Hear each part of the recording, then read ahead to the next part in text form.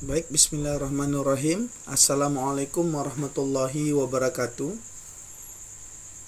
Pada video ini kita akan membahas beberapa buah soal yang akan menunjukkan kepada kita bagaimana cara menentukan resultan dari beberapa buah vektor.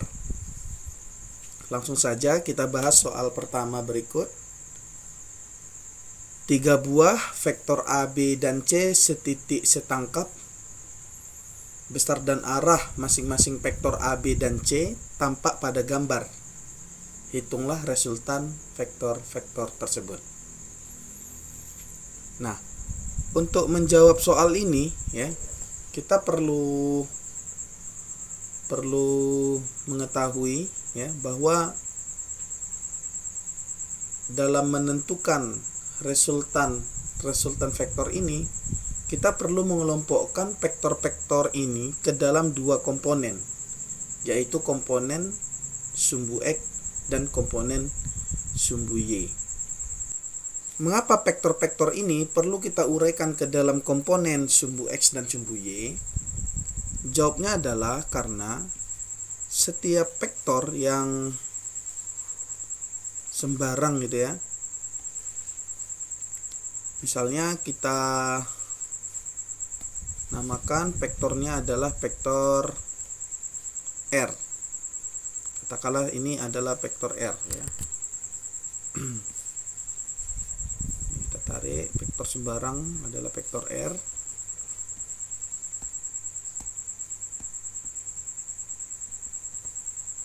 Kita namai misalnya ini adalah vektor R. Nah, maka sebenarnya vektor R ini bisa diuraikan komponennya pada sumbu X dan pada sumbu Y. Jadi kalau kita uraikan proyeksi vektor R ini pada sumbu X, ya misalkan ini adalah sumbu X, ini adalah sumbu Y, ya.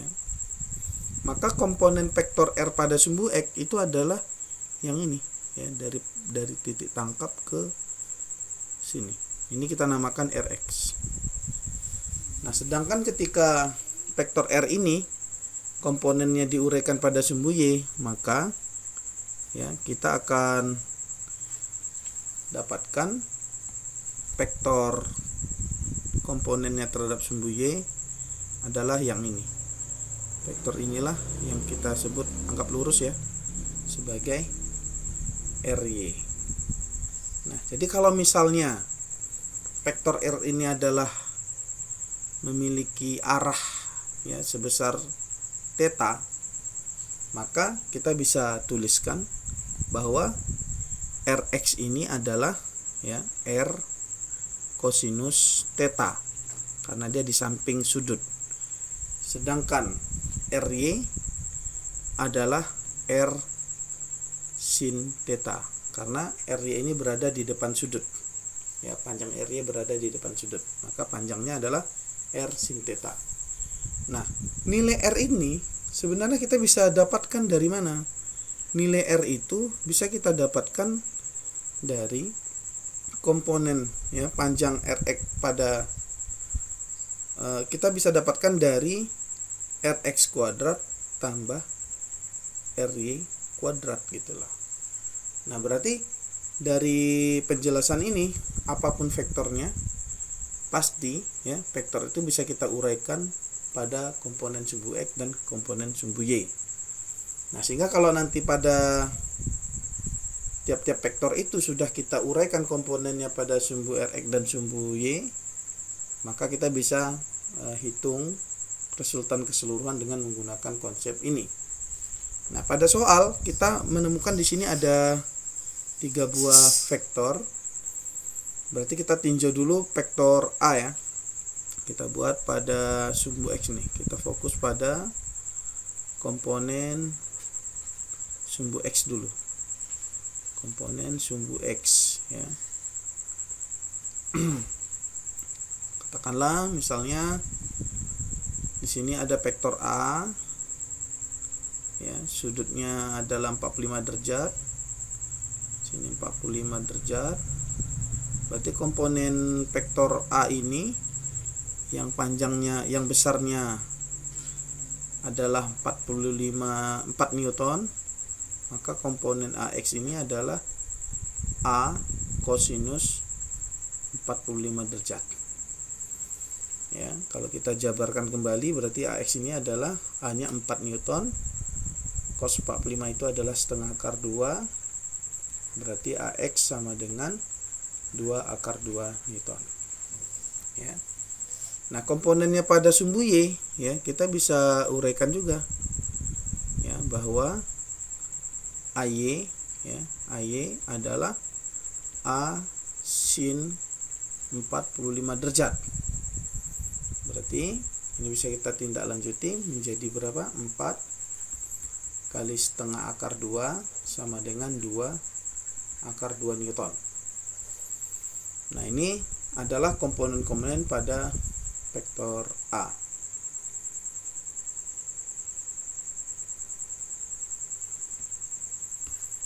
Nah, sedangkan pada vektor B, dia tidak memiliki komponen sumbu Y, ya, karena dia arahnya tepat ke arah sumbu X negatif. Nah, berarti kita bisa tuliskan bahwa vektor B, ya, vektor BX itu adalah negatif 2 Newton. Sedangkan C, dia tidak memiliki komponen pada sumbu X karena dia arahnya ke bawah tepat pada sumbu Y. Berarti kita bisa katakan di sini CY sama dengan negatif 4 akar 3 Newton. Ya. Nah, berarti kita sudah kelompokkan komponen-komponen vektor ini pada sumbu X dan sumbu Y.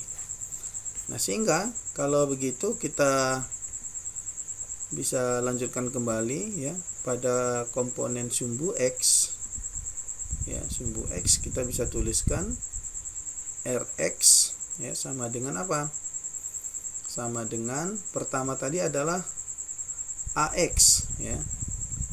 Kita tambahkan dengan AX, ya, tambah dengan BX. Sedangkan komponen pada sumbu Y, ya, pada komponen sumbu Y kita bisa buat RY, hasilnya adalah AY tambah CY.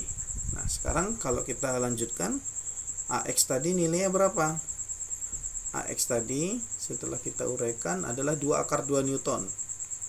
Ya, 2 akar 2 Newton. BX min 2, berarti ini minus 2. Sama dengan, karena ini tidak sama-sama mengandung akar, berarti kita desimalkan saja. Ya, kita desimalkan saja sehingga kita bisa mendapatkan resultannya, ya. Nah, akar 2 itu nilainya, ya, adalah akar 2 nilainya adalah 1,41, ya. Kalau dikali 2 nilainya adalah 2,83. Berarti ini 2,83 dikurang 2, berarti nilainya adalah 0,83 Newton, ya. Sedangkan RY, nilai AY tadi berapa? AY itu nilainya ternyata juga 2 akar 2. Berarti kita bisa tuliskan di sini 2 akar 2. CY nilainya berapa? Nilai CY adalah min 4 akar 3. Nah, berarti kita bisa tuliskan min 4 akar 3. Nah, karena akarnya tidak sama, berarti kita bisa desimalkan 2 akar 2 adalah 2,83 kurang, kita cari dulu berapa nilai akar 3, ya. Kalau nanti udah dapat nilai akar 3 baru kita kalikan dengan 4, ya. Nilai akar 3 adalah 1,73. Kita kali dengan 4, nilainya adalah 6,93.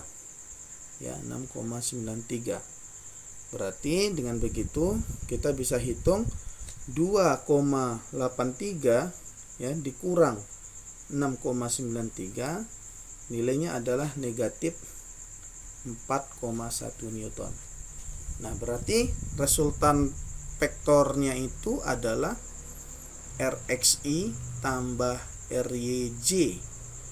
Sehingga kita bisa tuliskan resultan vektornya ke dalam bentuk vektor satuan menjadi 0,83i, ya, Rx-nya kan 0,83i tambah Ry, ya, karena R-nya negatif berarti negatif 4,1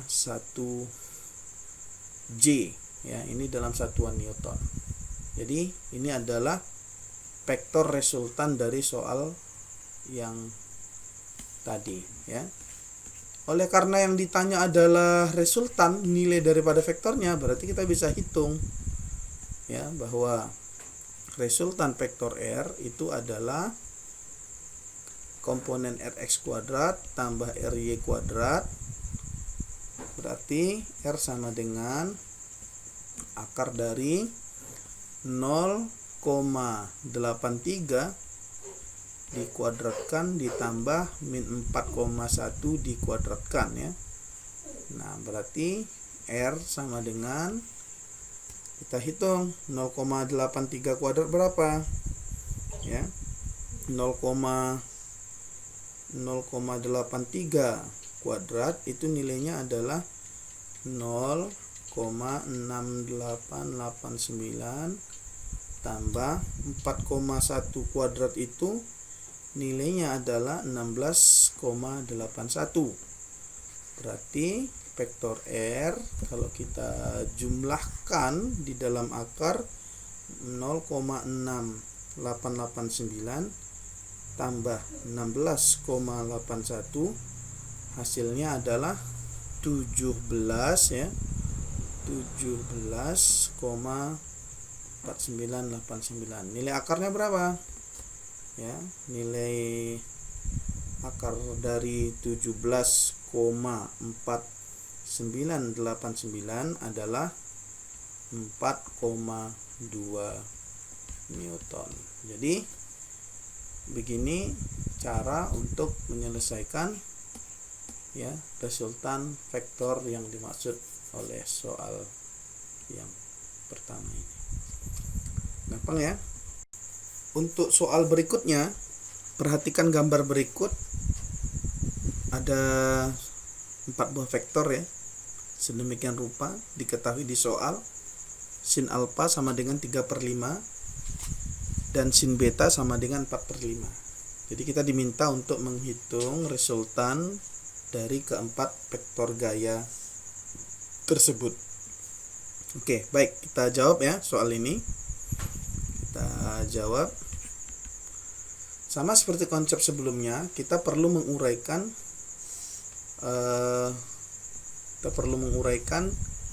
vektor-vektor ini ke dalam komponen sumbu X dan sumbu Y.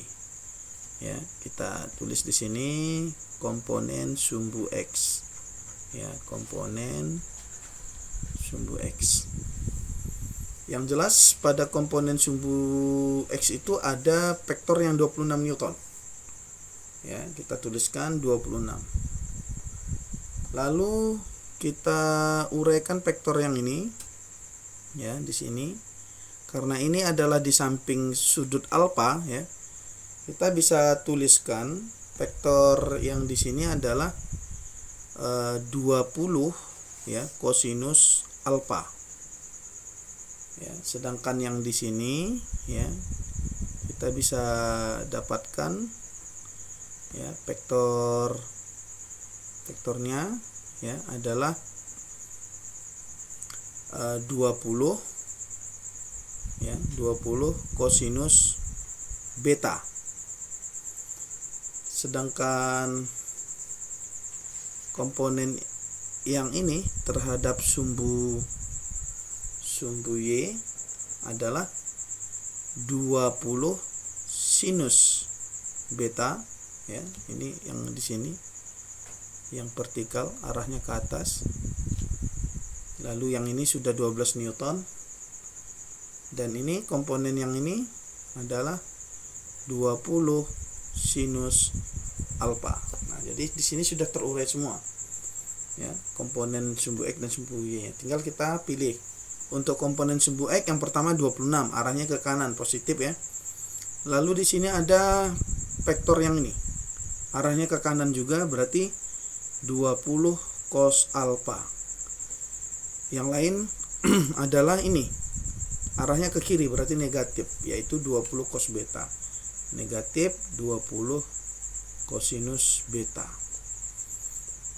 Nah, sedangkan komponen sumbu Y ya, komponen sumbu Y ya, kita bisa tuliskan sigma Fy yang positif berarti ada 12 Newton ya, 12 Newton.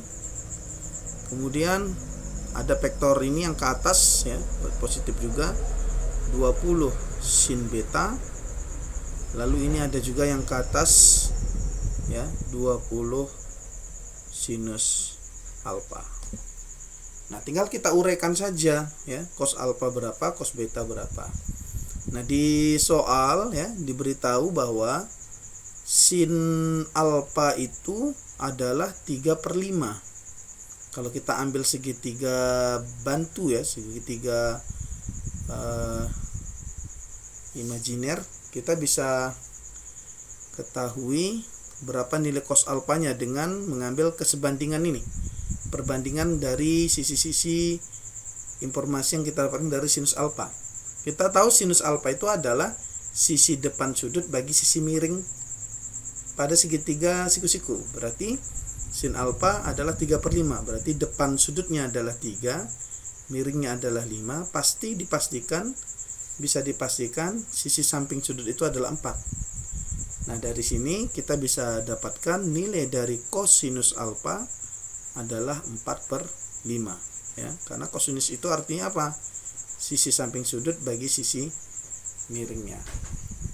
Nah, kemudian kita butuh kosinus beta ya, sedangkan di soal diberitahu sin beta adalah 4/5.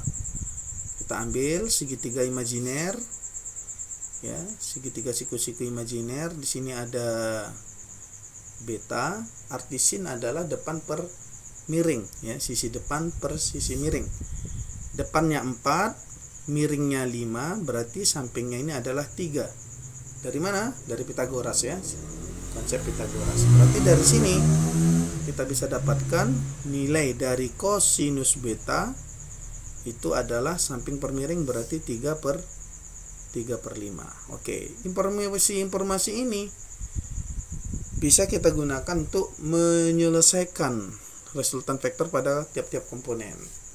Pertama ini misalnya 26 tambah 20 kali kosinus alfa. Kosinus alfa itu adalah 4/5 ya, kurang 20. Kosinus beta itu adalah 3/5. Berarti ini hasilnya 26 tambah 20 bagi 5 4, 4 kali 4 16 ya, kurang 20 bagi 5 4, 4 kali 3 12. Nah, berarti 26 tambah 16 kurang 12 berapa?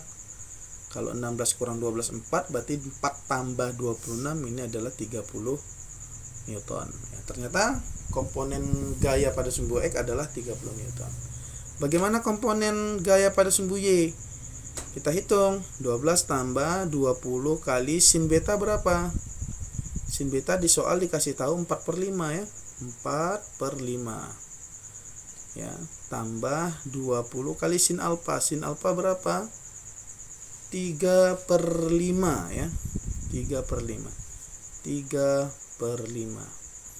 Berarti 12 tambah 20 bagi 5 4, 4 kali 4 16, tambah 20 bagi 5 4, 4 kali 3 12. Berarti gaya pada komponen Y adalah 12 tambah 16 38, 38 tambah 12 adalah 40 Newton. Nah, jadi kita bisa tuliskan ya, ternyata resultan ya vektor ini adalah fxi tambah FYJ, vektor F-nya sama dengan Fx-nya tadi kan 30 ya. Berarti 30I tambah 40J Newton ya. Seperti itu.